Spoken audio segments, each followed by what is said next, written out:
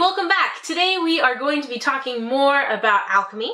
Last time we talked about alchemy in general, and this time we're going to be diving into some of the more specifics of alchemy, talking about some of the details of four-stage process and how transmutations were supposed to have happened. So let's get going. So in alchemy, one option for creating a transmutation was through this four-stage process that involved burning away impurities, purifying a mixture, and then combining it in a certain way so that way it would solidify into the final state that you wanted it.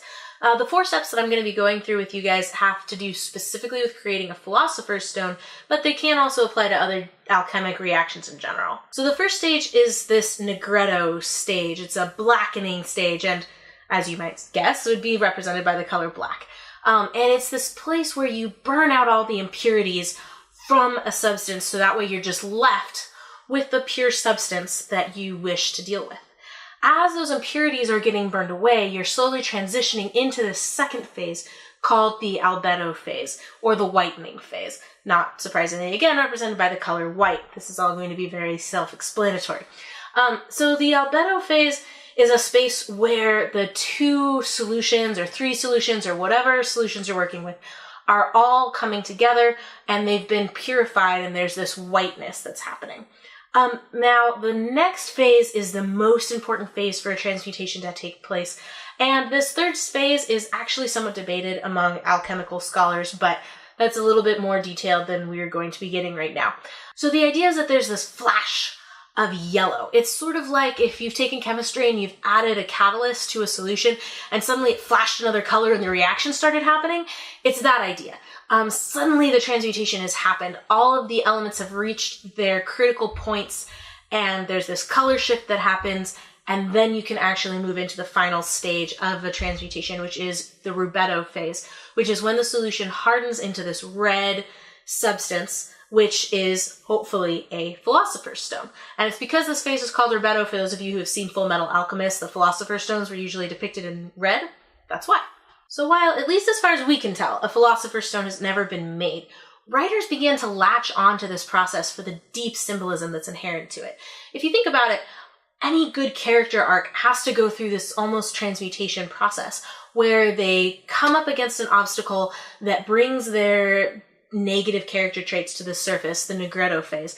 They have to work through that, the Albedo phase. They come to this flash of realization, and then they are able to solidify into the final person who they're supposed to be by the end of the story. So one of the earlier writers who applied this literary alchemy to his work is the Italian poet Dante Alighieri in his Divine Comedy, which is the story where Dante, who's in love with this woman named Beatrice, descends through hell and then ascends up through purgatory and then finally into paradise. It's a very complex story, and I'm just going to skim across the surface of it, but if you pay close attention, in hell, Dante's using the symbolism and colors associated with the Negretto phase. Obviously, you're in hell, so there's a lot of burning imagery, and also there's a lot of black used to describe the scenery and the different things that are happening in this space. Very much signifying a Negretto phase, where Dante is coming face to face with sin, and these impurities are being, in a sense, burned away from him. Then he ascends up into purgatory, which is a place where, traditionally you're supposed to be working out your sins. And unsurprisingly, the colors change into a white space, where now he's going through this Albedo phase of working out the problems that he has up into this point. He had a number of marks on his face, and those marks are slowly being taken away as he goes through the different stages of purgatory. And this working out and this white and imagery just continues as he moves into paradise. And you see this shift with more lights coming into it, which is really cool.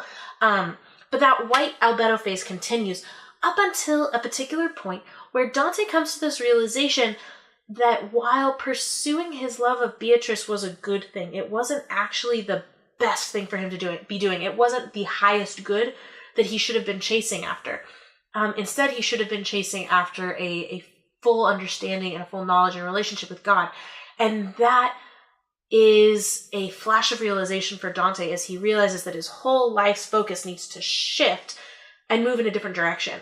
That is his Citrinitas flash. It's explained in the story using lots of yellows. There's yellow-robed figures all over the place. And actually, in this very moment, Beatrice, who'd been his guide in paradise up to this point, fades away, and is replaced by Bernard of Clairvaux, who then takes Dante with him into the final realization of Dante's journey, which is this rubedo red beatific vision that he sees at the end. And it's absolutely beautiful and amazing. And as you can tell, I love this work. I think it's gorgeous. And if you haven't had a chance to read it, you really should. So then in Yakamoz, Cosmo, while being an alchemist, is himself going on an alchemic journey. And we show that off in the different color symbolism that we use in the story. He goes through a Negretto phase and through an Albedo phase.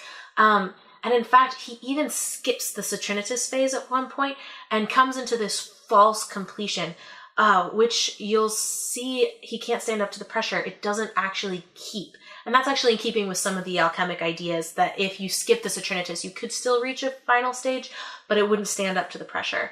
And you'll see the missing yellows as you go through the comic.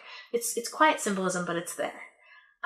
So I think that pretty much wraps up our video for today. We're pretty much out of time, but do come back for part 3 now that we've kind of gone through the basic idea of what alchemy is all about. We're going to be diving into some of the very specific symbols and metals that we use in Yakamoz, and that's what's coming up next. So I hope you guys come back. Talk to you later. Bye.